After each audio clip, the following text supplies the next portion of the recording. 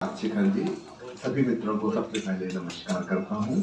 आप यहाँ आए हैं उसके लिए आपको धन्यवाद देता हूँ। कुछ थोड़ी सी बातें करीब 15 मिनट में अपनी तरफ से कहूँगा, फिर आपके जो भी प्रश्न होंगे उनके उत्तर दूंगा।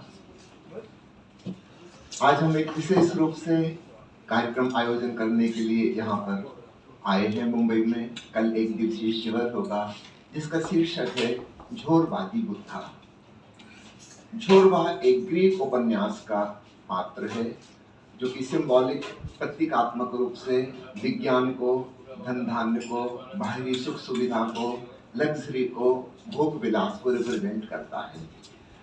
और गौतम बुद्ध रिप्रेजेंट करते हैं अध्यात्म को, धर्म को, साधना को, ध्यान को, समाधि को, परमात्मा को। सदगुरु ओशो ने एक नई बात हमें दी। उन्होंने कहा कि पूरब और पश्चिम की दोनों संस्कृतियां आधी अधूरी हैं। पूरब में धर्म विकसित हुआ, अध्यात्म के आकाश में ऊंची उड़ान हमने भरी, हजारों हजारों संत और ऋषिगण ब्रह्म ज्ञान को उपलब्ध हुए। उन्होंने अपने भीतर शांति को, परम संतोष को, सच्चिदानंद को जाना। लेकिन बाहरी रूप से हम दीन दरिद्र रह गए। हजारों साल तक पूरब के देश पश्चिमी मुल्कों के गुलाम रहे। सब प्रकार से हमारा शोषण हुआ। बाहरी जगत में हम उन्नति ना कर सके। इसका ठीक विपरीत पश्चिमी संस्कृति में हुआ। पदार्थवाद, मटेरियलिज्म वहाँ पर विकसित हुआ। उन्होंने बाहर विज्ञान का, टेक्नोलॉजी का विकास किया। खूब सुख सुविधाएं, बेहतर स्वास्थ्य, लंबी उम्र, अच्छे मकान, अच्छी कार, बाहर सब कुछ अच्छा हो गया। लेकिन भीतर का आदमी अच्छा ना हुआ। मकान तो अच्छा है लेकिन उसमें रहने वाला आदमी अच्छा नहीं है। और उसका दुष्परिणाम हम देखते हैं। First world war western countries की वजह से हुआ, सेकेंड वर्ल्ड वार यूनी की वजह से हुआ, और अगर कभी थर्ड हुआ जो कि संभवतः आखिरी होगा, वह भी उन्हीं के कारण होगा। बड़ी हिंसा, बड़ा आतंक, दूसरों को गुलाम बनाना, दूसरों का शोषण करना। करीब करीब 3/4 दुनिया पे पश्चिम के छोटे छोटे मुल्कों ने सैकड़ों साल तक शासन किया, उनको एक्सप्लॉइट किया। तो ये दो संस्कृतियां, पूरब की और पश्चिम की, बिल्कुल अलग अलग आयामों में विकसित हुई। निश्चित रूप से दोनों के कुछ प्लस पॉइंट हैं और कुछ माइनस पॉइंट हैं। पूरब में शांति है, संतोष है, अंतर्मुखता है, धर्म की जिज्ञासा है, ध्यान में डूबने की अभिलाषा है।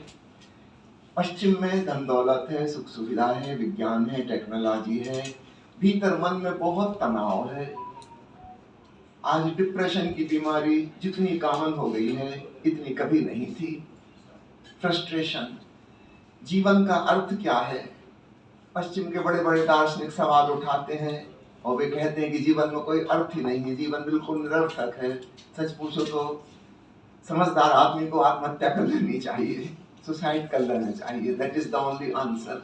जीवन में कोई अर्थ नजर नहीं आता, जीवन से कोई प्रेम, कोई लगाव नहीं बचा, क्योंकि वो जो ऊंचे शिखर थे आत्मा को जानने के, परमात्मा को जानने के, वो वहां है ही नहीं। तो जैसा कि शिखर जी ने कहा, कीड़े मकोड़े की तरह जमीन पर रेंगते हुए, तो जीवन का कोई अर्थ नहीं है। ओशो ने हमें एक नई दृष्टि दी। उन्होंने कहा पूरब का योगदान अध्यात्म का, ध्यान का, और पश्चिम का योगदान विज्ञान का, टेक्नोलॉजी का। इन दोनों का सम्मिलन, इनका सामंजस्य, इनका एक संतुलन होना चाहिए। तो इसी को उन्होंने संक्षेप में कहा झोरवादी बुद्धा, अर्थात पूरब और पश्चिम का मिलन। संक्षेप में हम कह लें ध्यान और विज्ञान का संगम। ध्यान के द्वारा हम अपने भीतर डूब सकते हैं, अपनी अंतरात्मा को पहचान सकते हैं, परम समाधि को, परमानंद को उपलब्ध हो सकते हैं। और विज्ञान और तकनीक के माध्यम से हम बाहर के जगत को, संसार को सुंदर बना सकते हैं, ज़्यादा स्वस्थ और लंबा जीवन जी सकते हैं, और बाहर सब चीज़ें सुविधाजनक हो सकती हैं। ओशो ने पहली बार कहा कि सुविधा में और समाधि में कोई पारस्परिक विरोध नहीं है।